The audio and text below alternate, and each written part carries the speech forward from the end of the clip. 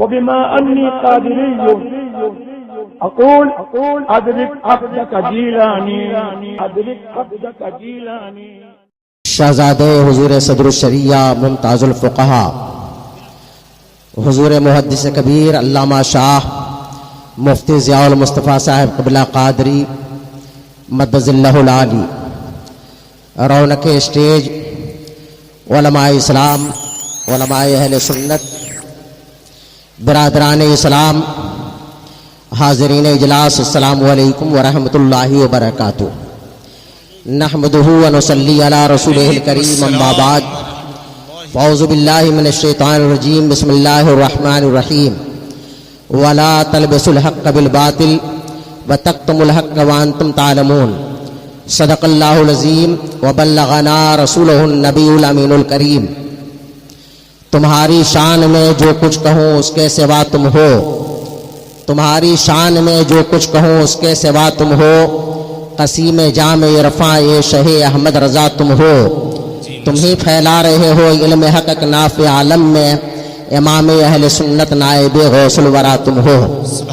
ایک مرتبہ درود شریف پڑھ لیں. اللہم صلی علی سیدنا و مولانا محمد معدن الجود والکرم وآلہ وبارک وسلم صلاۃ و سلام علیک یا رسول اللہ. مجھے عنوان دیا گیا ہے رد صلح کلیت اور امام احمد رضا. حضرات علماء جانتے ہیں کہ تقریباً 1893 ہجری میں ایک تنظیم کانپور کے مدرسہ فیض عام میں بنائی گئی اور اس میں بہت سے علماء کو دعوت دی گئی. اس تنظیم میں اس زمانے میں جو جلسہ ہوا، اعلیٰ حضرت امام اہل سنت فاضل بریلوی کو بھی اس اجلاس کے لیے مدعو کیا گیا. سرکار اعلیٰ حضرت بھی شریک ہوئے اور اس میں دیگر علماء کے ساتھ ساتھ حضرت علامہ احمد حسن کانپوری صاحب، حضرت مولانا محمد حسین الہ آبادی صاحب، ماررہ شریف، بدایوں شریف کے اکابر بھی اس میں شریک ہوئے. اس میں دیگر فرقوں کے لوگ بھی شریک. پالیسی کچھ ایسی بتائی گئی تھی کہ جس کے سبب سے ہمارے علماء شریک ہوئے. لیکن اسی جلسے میں ایک رافضی جو کنتور باربنکی کا رہنے والا تھا، جس کا نام غلام حسین کنتوری تھا، اس نے اپنی تقریر میں اپنی بدمذہبی کا اظہار کیا اور اہل سنت کے عقیدے کے برخلاف جو رافضیوں کا عقیدہ ہے کہ نبی اکرم صلی اللہ علیہ وسلم کے بعد سب سے بڑا درجہ اور خلیفہ بلا فصل کا عقیدہ جو ان کا ہے حضرت مولا علی کے بارے میں، اس کا اس نے اظہار کیا. اعلیٰ حضرت امام اہل سنت فاضل بریلوی اس جلسے میں موجود تھے.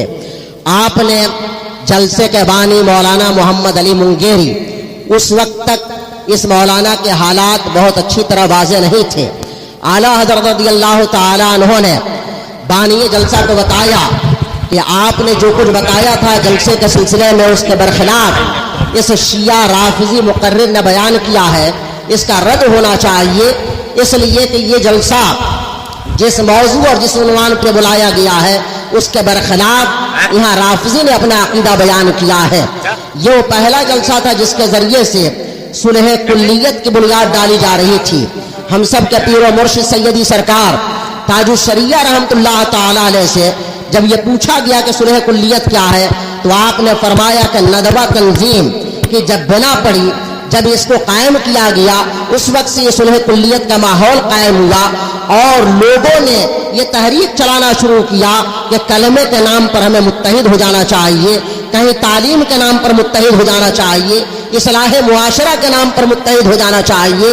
لیکن ہمارے علماء نے دیکھا ہے، اہل علم جانتے ہیں کہ جب جب اس قسم کا اتحاد قائم کیا گیا ہے تو اس اتحاد سے اہل سنت کو نقصان پہنچا ہے، اہل حق کو نقصان پہنچا ہے. زمانے سابق میں لوگ مثالیں پیش کرتے ہیں کہ مسلم پرسنل لا بورڈ کی جو میٹنگ 1972 میں بامبے کے اندر ہوئی تھی، لوگ بتاتے ہیں کہ اس میں علامہ ارشد القادری صاحب علیہ رحمہ شریک تھے، علامہ برہان الحق صاحب جبل پوری علیہ رحمہ شریک تھے، اور اس کو دلیل بنا کر کے بعض ایسے لوگ جو اپنے عمل اور کردار کے اعتبار سے ہمیشہ مشکوک رہے ہیں، وہ یہ بتانا چاہتے ہیں کہ دیوبندیوں کے ساتھ جلسہ کرنا جائز ہے، وہابیوں کے ساتھ جلسہ کرنا جائز ہے، شیعوں کے مجلسوں میں جانا جائز ہے۔ ابھی آپ نے دیکھا کہ اس کا اثر کیا ہوا کہ ایک سنی کہلانے والا مولانا، جس کے اوپر بہت سے ہمارے علماء نے فتوے دیے ہیں، ابھی بمبئی میں محرم کے مہینے میں وہ تقریر کر رہا ہے۔ ہمارے مدرسوں کے بہت سے ذمہ دار علماء وہاں بیٹھے ہوئے تھے، پڑھے لکھے لوگ بیٹھے تھے، جو ہمارے اپنے علماء کی توہین کرتے ہیں، ہمارے بزرگوں کی توہین کرتے ہیں، لیکن وہیں پر ایک شخص حضرت سیدنا امیر معاویہ رضی اللہ تعالیٰ عنہ کی توہین کر رہا ہے، اور سارے کے سارے مولوی خاموش بیٹھے رہے۔ سوال یہ پیدا ہوتا ہے کہ آپ کہاں بولیں گے؟ اپنے علماء سے لڑنے والے، اپنے مرکز سے لڑنے والے، اپنے مشائخ سے لڑنے والے، اپنے پیران کرام سے لڑنے والے، جب صحابہ کی توہین ہوتی ہے وہاں آپ کی زبان گنگ رہ جاتی ہے۔ جہاں نبی اکرم صلی اللہ علیہ وسلم کی شان گھٹائی جاتی ہے، جہاں ہمارے بزرگوں کو برا کہا جاتا ہے، وہاں یہ علماء بولتے نہیں ہیں۔ جو لوگ یہ کہتے ہیں کہ جب تک ہم ایک ساتھ نہیں بیٹھیں گے کیسے ہم پیغام پہنچائیں گے، کیسے ہم دعوت دیں گے، کیسے ہم حق بات بولیں گے، تجربہ یہ بتاتا ہے کہ جہاں جہاں سنیوں، وہابیوں، رافضیوں، خارجیوں کے اتحاد کی بات ہوئی ہے وہاں سنیوں کو فائدہ نہیں پہنچا ہے۔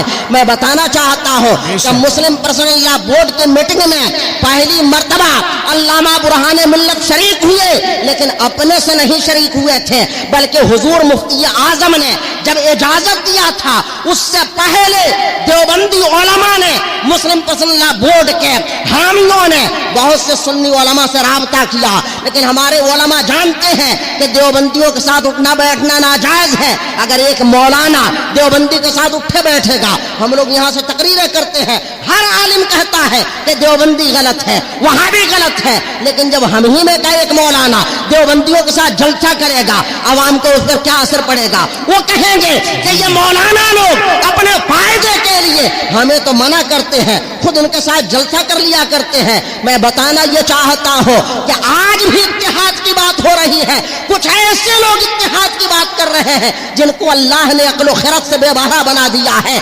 آپ کے باپ کو اگر کوئی برا کہے، آپ بتاؤ اسے آپ دعوت دے کر کے اپنے گھر بلاؤ گے؟ آپ کے دادا کو کوئی برا کہے، کیا آپ اسے اپنے گھر بلاؤ گے؟ آپ کے نانا کو کوئی برا کہے، کیا آپ اسے اپنے گھر بلاؤ گے؟ نہیں، کوئی عقل مند نہیں بلائے گا۔ ہمیں کوئی برا کہتا ہے، ہم اسے سلام نہیں کرتے ہیں، اس سے رشتہ ناتا ختم کر دیتے ہیں، اپنے جلسے میں نہیں بلاتے ہیں، اپنے پروگرام میں نہیں بلاتے ہیں۔ یہ کیسے لوگ ہیں جو اتحاد کی باتیں کر رہے ہیں؟ جو شخص مفتی اعظم کی توہین کرتا ہو، جو شخص مفسر اعظم حضرت جیلانی میاں علیہ رحمہ کی توہین کرتا ہو، جو شخص پسے پردہ اعلیٰ حضرت کے مسلک کی توہین کرتا ہو، جو اعلیٰ حضرت کے اوپر کلام کرتا ہو، بتائیے ایسے شخص کو بلایا جا رہا ہے؟ یہ وہ شخص ہے کہ جو ہمیشہ فتنہ پیدا کرتا ہے۔ ایسے شخص کو بلایا جا رہا ہے کہ اسی کے سلسلے کا ایک مولانا جو بھاگلپور کا رہنے والا ہے، مولانا قمر احمد اشرفی، کہتا ہے کہ یہ شخص خانوادہ اشرفیہ میں جب بھی فتنہ پیدا ہوا ہے تو اس فتنے کی جڑ میں یہ شخص رہا ہے۔ میں کہنا چاہتا ہوں کہ جو شخص 50 سال سے اپنے خاندان میں فتنے پیدا کر رہا ہے، اسے بریلی میں بلا کر کے کون سے اتحاد کی بات کہی جا رہی ہے؟ میں بتانا چاہتا ہوں کہ خانوادوں کے نام پر ہم گمراہ ہونے والے نہیں ہیں، اس لیے کہ خاندان تو بہت سے ہیں، مجاور بہت سے ہیں، شہزادے بہت سے ہیں، بیٹے بہت سے ہیں، ہم نااہل بیٹوں کی بات نہیں کرتے، اور یہ اپنی طرف سے ہم نہیں کہہ رہے ہیں۔ لوگ کہہ دیں گے یہ مولانا گستاخ ہے، یہ بڑے بڑے لوگوں کی گستاخی کرتا ہے۔ میں کہتا ہوں کہ جو مولانا صحابہ کی توہین کرتا ہو، ہم ڈنکے کی چوٹ پر ایسے مولانا کی توہین کرتے ہیں اور اس کی توہین کرنا فرض سمجھتے ہیں۔ ہمارا مسلک ہی یہ ہے کہ وہ شخص جو ہمارے بزرگوں کی توہین کرے، اعلیٰ حضرت کی توہین کرے، مفتی اعظم کی توہین کرے، ہم اسے اپنا نہیں سمجھتے ہیں۔ بتاؤ جن کو اتحاد کا اتنا بخار اور ایسا ہیضہ سوار ہوا ہے، آخر انہیں کیوں نہیں پتا چلتا ہے کہ آذان ثانی کے مسئلے پر بدایوں کے ان علماء سے جن کا اعلیٰ حضرت اتنا احترام فرماتے تھے، اتنا احترام فرماتے تھے کہ کچھ پوچھنا نہیں، لیکن اعلیٰ حضرت سے آذان ثانی کے مسئلے پر اختلاف ہوا، یہ مسئلہ عقیدے کا نہیں تھا، یہ مسئلہ اصولی نہیں تھا، یہ مسئلہ بنیادی نہیں تھا۔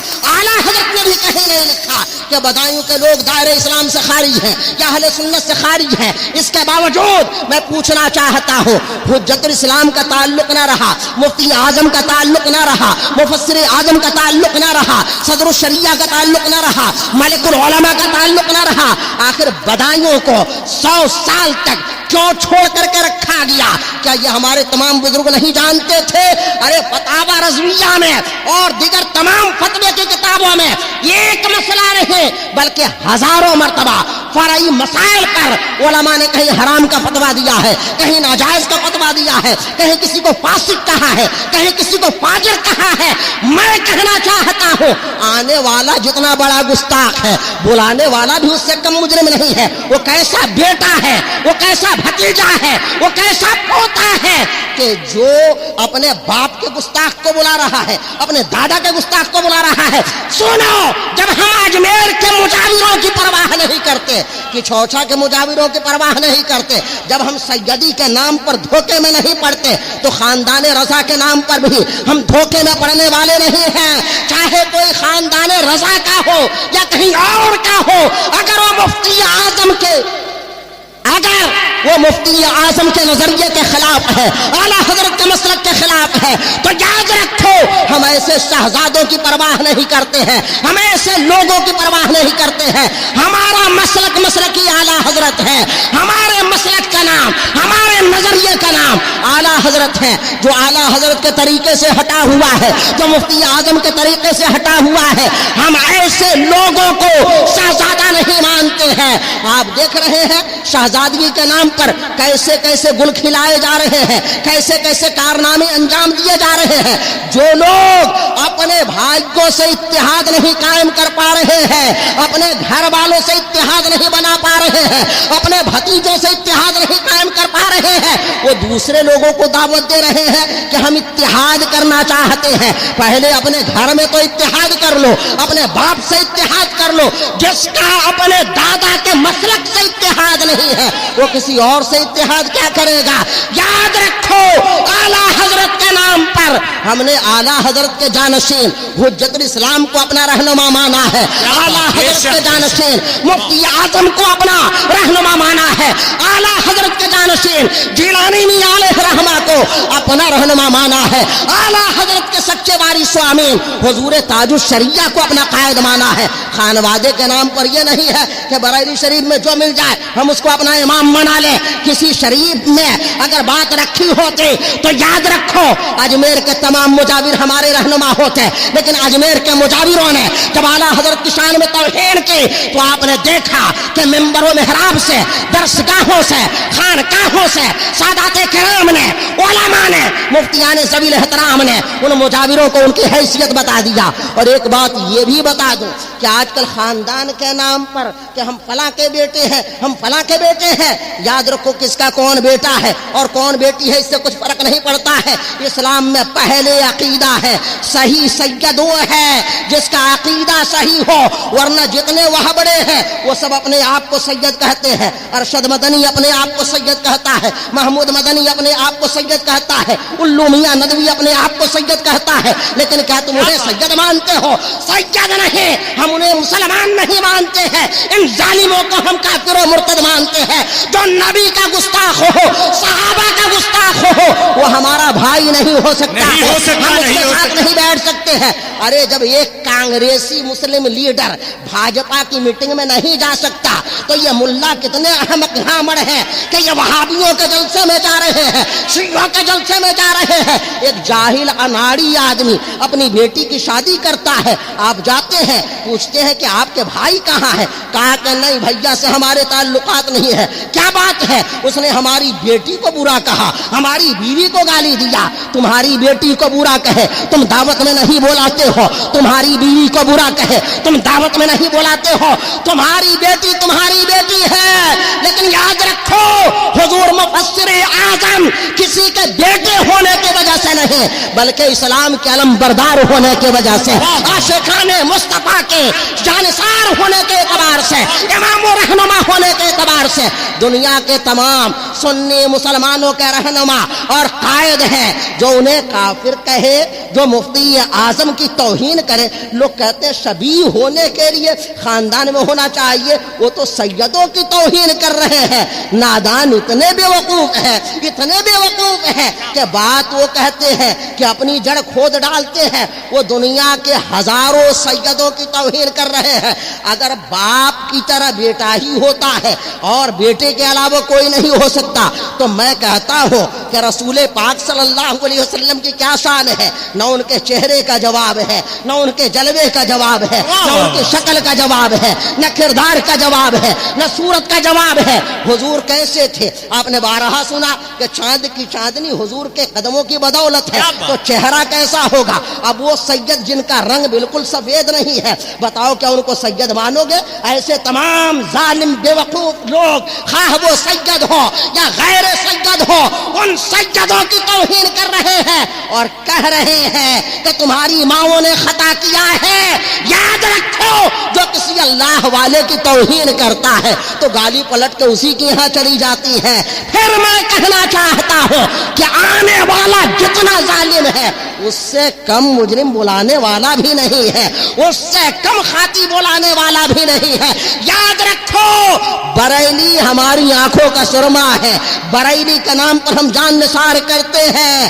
آج سے کئی مہینے پہلے سوشل میڈیا پہ ایک بحث چلی, آئے دن لوگوں کو حیضہ ہوا کرتا ہے اتحاد کرنے کا. مدرسے کے مولوی کو اپنے پرنسپل سے اتحاد نہیں ہے, ناظم اعلیٰ سے اتحاد نہیں, مرید کو پیر سے اتحاد نہیں, لیکن پوری دنیا کے اتحاد کا وہ ٹھیکہ لیے ہوئے ہیں. یہ بریلی میں جو بھیڑ جمع ہوتی ہے, دیوانوں کا جو ازدحام ہوتا ہے, لوگوں کے ہوش اڑے ہوئے ہیں کہ 100 سال پہلے مولانا احمد رضا آئے, اتنی بھیڑ ہمارے باپ دادا نہ جمع کر پائے, ہم سارے کے سارے مل کے یہ بھیڑ نہیں جمع کر پاتے ہیں. اعلیٰ حضرت کے نام پہ اتنی بھیڑ کیوں ہو رہی ہے؟ اسی زمانے میں کچھ لوگوں کو بیماری تھی کہ اعلیٰ حضرت کو قبول نہ کریں گے, کہا کہ اچھا چلو مجبوری ہے, اعلیٰ حضرت کو مان لیتے ہیں, اس کے بعد تو ہمارا ہی رہے گا. لیکن جب حضور حجت الاسلام کا زمانہ آیا, ان کے ہاتھوں سے ان کے سارے بنائے ہوئے خواب نکل گئے اور انہوں نے دیکھا کہ حجت اسلام کا جلوہ بھی ویسے ہی برقرار ہے. مفتی اعظم کا زمانہ آیا, لوگوں نے کہا کہ اچھا چلو کسی طرح ان کو جھیل لو, ان کے بعد تو لوگ ہم ہی سے مرید ہوں گے. لیکن لوگوں نے دیکھا کہ جہاں مفتی اعظم گئے سب کی چھٹی ہو گئی, یہ اعتبار گئے, شہر کا شہر دیوانہ ہو گیا. اب لوگوں نے سوچا کہ اچھا چلو ان کو بھی کسی طرح برداشت کرو. علامہ اختر رضا خان ازہری وہ تو یہ سب نہیں کریں گے, لیکن دنیا نے دیکھا, اہل علم نے دیکھا, اہل ہوش و حواس نے دیکھا کہ تاج الشریعہ کا زمانہ آیا. تو عجیب زمانہ تھا, مفتی اعظم امریکہ نہیں گئے, مفتی اعظم ترکیہ نہیں گئے, اعلیٰ حضرت افغانستان, اعلیٰ حضرت دوسرے ملکوں میں نہیں گئے, انڈیا میں رہے. لیکن تاج الشریعہ پیدا بریلی میں ہو رہے ہیں, تعلیم بریلی میں حاصل کر رہے ہیں, کچھ دنوں کے لیے مصر جا رہے ہیں, لیکن جب لوٹ کے آتے ہیں تو ان کے نانا سرکار مفتی اعظم ان کا استقبال فرماتے ہیں اور دنیا والوں کو بتا دیتے ہیں کہ بریلی کے نام پر دھوکہ نہ کھانا. مفتی اعظم مولانا مصطفیٰ رضا جس کا احترام کر رہے ہیں اس کا احترام تمہارے اوپر بھی لازم ہے. جس کے استقبال کے لیے ریلوے اسٹیشن مفتی اعظم جا رہے ہیں, گویا کہ بتا رہے ہیں کہ امام احمد رضا کا اگر کوئی سچا جانشین ہے اس دور میں تو تاج الشریعہ ہے. اب لوگوں کہ تاج الشریعہ چلے جائیں گے تو اب ان کے بعد کیا ہوگا؟ حضور اسجد میاں کہاں یہ سب کریں گے, وہ کہاں جائیں گے؟ وہ تو پوچھتے بھی نہیں ہے, ان کو پیری مریدی سے اور مریدوں سے کوئی لینا دینا نہیں ہے. کسی کو تھا کہ ہم ان کے بعد ہے, کسی کو تھا کہ ہم ان کے بعد ہے, کسی کو تھا کہ ہم ان کے بعد ہے. لوگوں نے تانے بانے بچھا دی ہے, لیکن دیکھا دیکھا کہ بریلی کا شہزادہ جیسے نمودار ہوتا ہے ایسا لگتا ہے کہ آسمان پہ رات اندھیری ہے، اچانک 14ویں کا چاند نکل آیا ہو۔ حضور اسجد میاں میدان میں آتے ہیں، زمانہ ان کے گرویدہ کا گرویدہ ہو جا رہا ہے، جدھر جا رہے ہیں ہر چھوٹا بڑا ان کے پیچھے دوڑ رہا ہے۔ ابھی پچھلے سال جب کٹیہار کے علاقے میں گئے، ایک 12-13 سال کا بچہ تقریباً 12 کلومیٹر پیدل دوڑتا رہا گاڑی کے پیچھے اور کہتا رہا کریا کریا تاج الشریعہ، کریا کریا تاج الشریعہ۔ اس سے پوچھا گیا بیٹے تم کہاں سے آ رہے ہو؟ کہا کہ اتنے کوس سے آ رہا ہوں۔ کہا کہ جانتے ہو یہ کون آئے ہیں؟ کہا کہ نہیں یہ تو نہیں جانتا ہو، لیکن یہ جانتا ہو کہ یہ میرے پیر صاحب کے بیٹی آئے ہوئے ہیں، میرے پیر صاحب کے بیٹے آئے ہیں۔ میں کہنا چاہتا ہوں 80 سال کی عمر میں اگر کسی کا دماغ خراب ہو جائے تو اسے علاج کی ضرورت ہے، دماغین کھانے کی ضرورت ہے، ورزش کی ضرورت ہے، اور یہ نہ فائدہ کرے تو کہیں جا کے کسی سیور میں وہ یوگا کر سکتے ہیں، لیکن وہ حضور اسجد میاں کے اوپر طنز کرے، سنی مسلمانوں کو یہ برداشت نہیں ہے۔ اسجد میاں اس وقت اسجد میاں نہیں ہے، قائد ملت ہے، قائد اہل سنت ہے، قاضی القضات ہے، جانشین اعلیٰ حضرت ہے، جانشین مفتی اعظم ہے۔ میں یہ کہنا چاہتا ہوں بہت سے بے وقوف قسم کا مرید کہتے ہیں اسجد بھیا، اسجد بھیا، کوئی کہتا ہے چاچا، کوئی کہتا ہے دادا۔ ارے پیر کو، امام کو، مخدوم زادے کو بھیا چاچا دادا نہیں کہا جاتا ہے، مخدوم جانشین ہے۔ پردھان منتری صرف پردھان منتری ہوتا ہے، راشٹرپتی صرف راشٹرپتی ہوتا ہے۔ آج کے دور میں اگر صلح کلیت کا مقابلہ کرنا ہے تو حضور قائد ملت کا دامن تھام لو، جو ان کے ساتھ ہوگا ہم سمجھتے ہیں کہ والا حضرت کے ساتھ ہے، جو ان سے الگ ہوگا ہم سمجھتے ہیں کہ اس کا تار کہیں نہ کہیں یا تو شیعوں سے مل رہا ہے یا وہابیوں سے ٹکرا رہا ہے۔ جب ہی یہ بلب پرانے زمانے والا لال والا بلب کبھی جل رہا ہے، کبھی بجھ رہا ہے، کبھی جل رہا ہے، کبھی بجھ رہا ہے، ایسے بلب کو اتار کے پھینک دو۔ اب یہ نیا زمانہ ہے، یہ نئی روشنی ہے، یہ نئے طریقے ہیں۔ اللہ تعالی ہم سب کو مسلک اعلی حضرت پر سختی کے ساتھ قائم رکھے، آمین یا رب العالمین۔ السلام علیکم ورحمۃ اللہ وبرکاتہ۔